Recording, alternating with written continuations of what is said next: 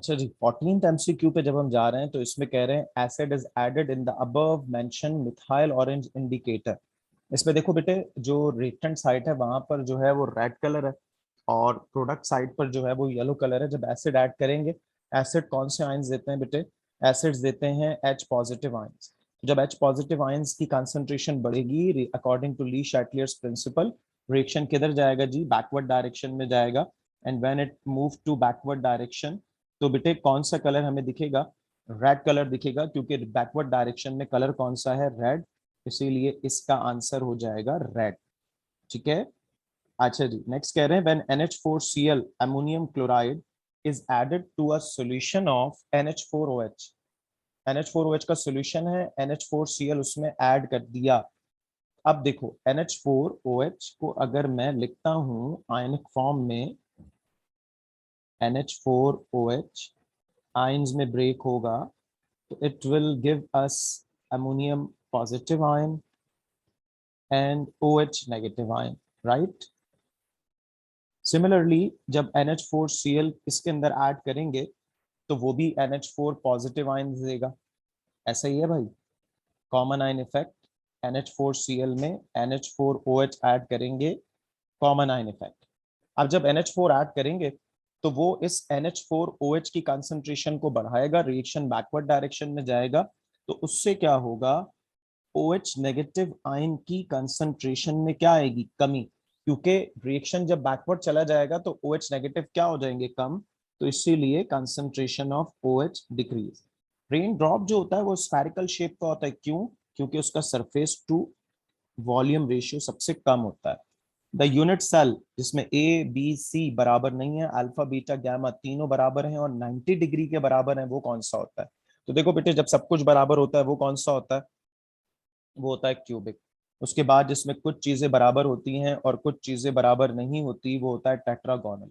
और जिसमें तीनों साइड्स बराबर नहीं होती लेकिन तीनों एंगल्स जो हैं वो बराबर होते हैं, वो कौन सा सिस्टम होता है? वो होता है बेटे ऑर्थोरोम्बिक। ठीक है।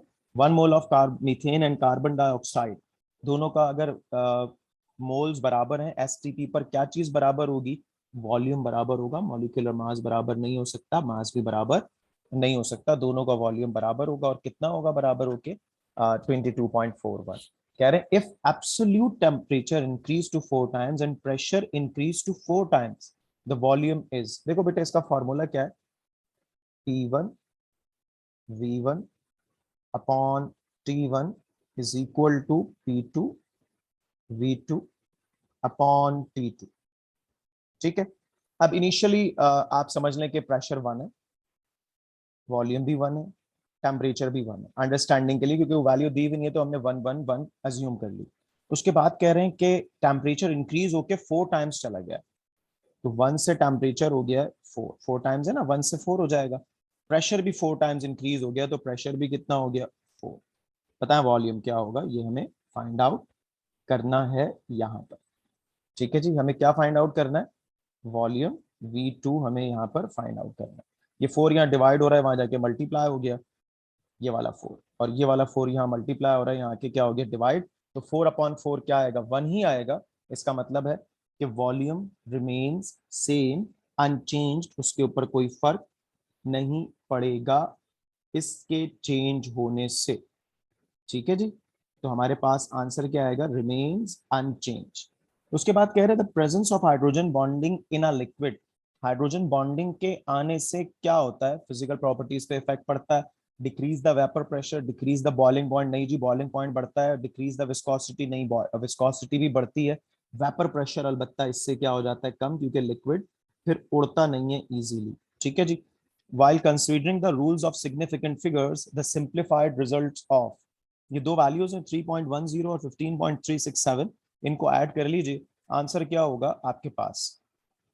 जनाबे आली, जब आप आंसर निकालेंगे तो इसमें आपके पास पॉइंट के बाद होने चाहिए कितने डिजिट्स? 2 डिजिट्स। क्यों होने चाहिए सर पॉइंट के बाद 2 digit?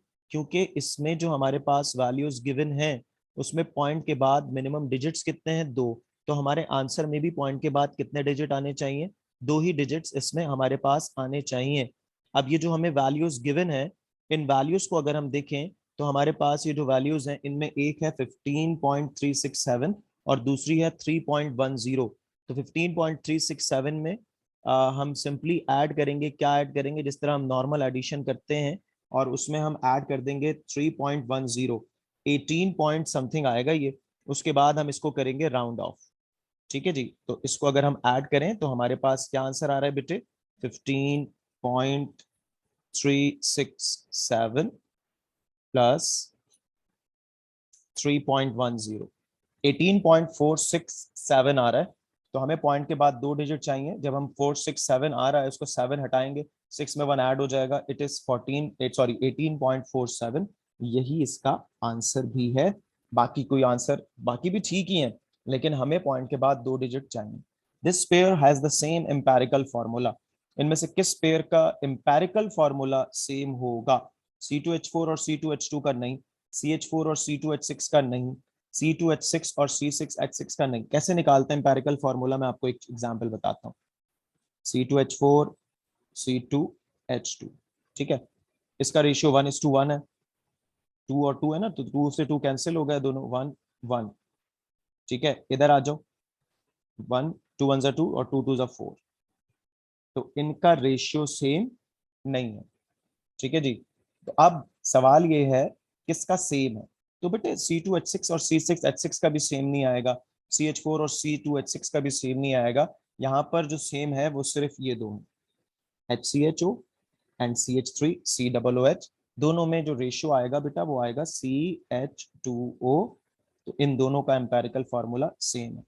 In a certain process 500 joule of work is done on a system. अच्छा जी, अब वर्क जो है वो सिस्टम पर किया जा रहा है। तो यहां पर देखें, सबसे पहले मैं जो बाकी लिखा हुआ इसको मिटा देता हूं। आंसर्स भी आपने टैली कर लिए होंगे, तो मैं इसको मिटा इसलिए रहा हूं ताकि मैं इसको वाज़ेह तौर पे क्लियर करके इसको यहाँ पे आपके सामने लिख सकूं।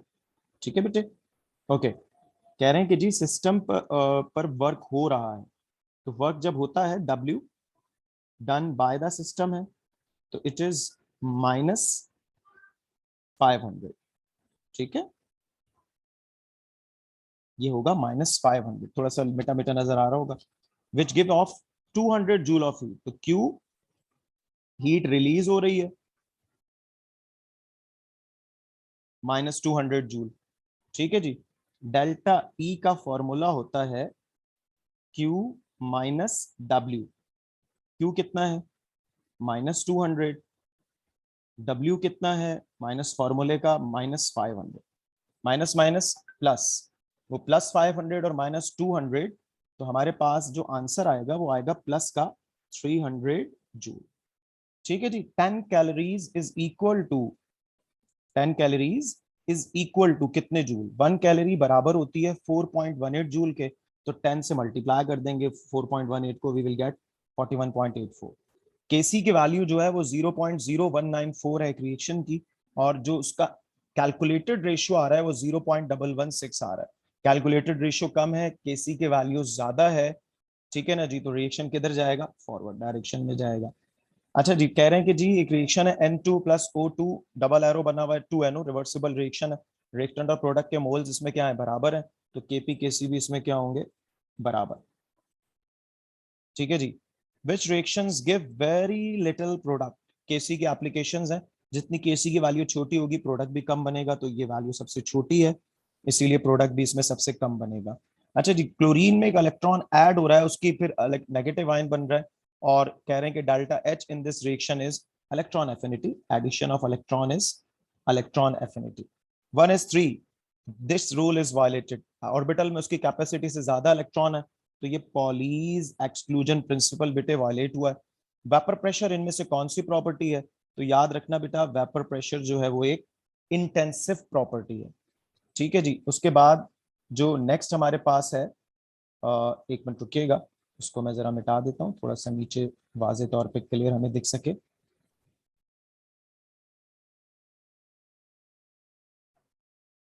ओके, कह रहे हैं the order of rate of diffusion of gases ammonia, sulphur dioxide, chlorine and carbon dioxide.